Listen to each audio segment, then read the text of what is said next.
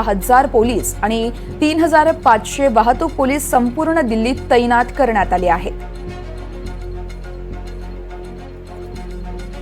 पंतप्रधान नरेंद्र मोदी लाल किल्ल्यावरून देशाला संबोधित करतील. 78व्या स्वातंत्र्य दिनाचा देशभरात उत्साह आपल्याला पाहायला मिळू शकतोय.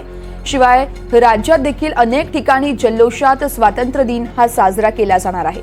पंतप्रधानांच्या हस्ते 7:30 वाजता ध्वजारोहण केलं जाईल आणि त्यानंतर पंतप्रधान लाल किल्ल्यावरून देशाला संबोधित करणार आहेत. तर मोदी लाल किल्ल्यावरून विकसित भारताचं विजन मांडणार आहेत. त्यावेळेस मोदी आपल्या भाषणात देशासाठी काही मोठी घोषणा करतायत का, याकडे संपूर्ण देशाचं लक्ष लागून आहे. लाल किल्ल्याभोवती 7 लेअर सुरक्षा ही तैनात करण्यात आली आहे. राजधानी दिल्लीत पोलिसांचा कडेकोट असा पोलीस बंदोबस्त देखील तैनात करण्यात आलाय. निमलष्करी दल आणि सुरक्षा एजन्सीचे कर्मचारी लाल किल्ल्याच्या आत आणि बाहेर सुरक्षेसाठी तैनात असणार आहेत. तर दिल्ली पोलीस दलातील 10,000 पोलीस आणि 3500 वाहतूक पोलीस संपूर्ण दिल्लीत हे तैनात करण्यात आले आहेत. देशाचा 78वा स्वातंत्र्य दिन आणि याच स्वातंत्र्य दिनाच्या सोहळ्याची जय्यत अशी तयारी सुरू आहे. थोड्याच वेळात पंतप्रधान नरेंद्र मोदी लाल किल्ल्यावरून ध्वजारोहण देखील करतील.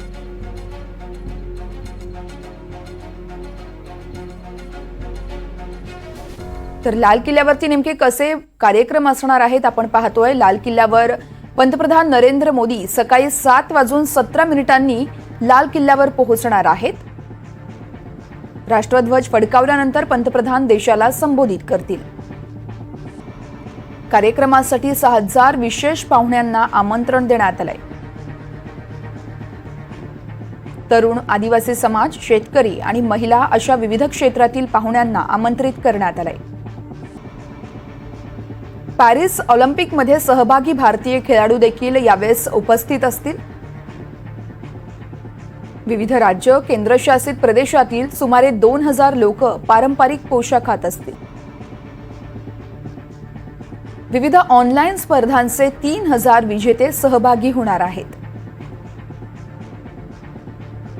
बालकल्याण कर्मचारी, जिल्हा बाल संरक्षण कर्मचारी देखील यावेळेस सहभागी असतील.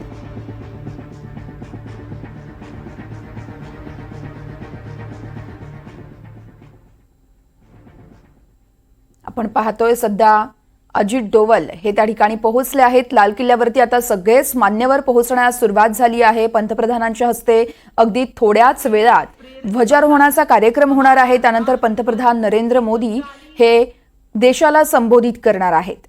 लाल किल्ल्यावरून पंतप्रधान देशाला संबोधित करतील. त्यानंतर राष्ट्राला मार्गदर्शन करून या कार्यक्रमात सहभागी होण्यासाठी देशभरातून तब्बल 6000 विशेष पाहुणे निमंत्रित करण्यात आले.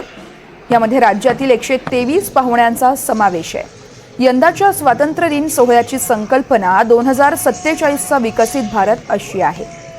देशाला 2047 पर्यंत विकसित राष्ट्र बनवण्याच्या सरकारच्या प्रयत्नांना आजचा सोहळा अधिक गती देणारा ठरेल अशी अपेक्षा आहे.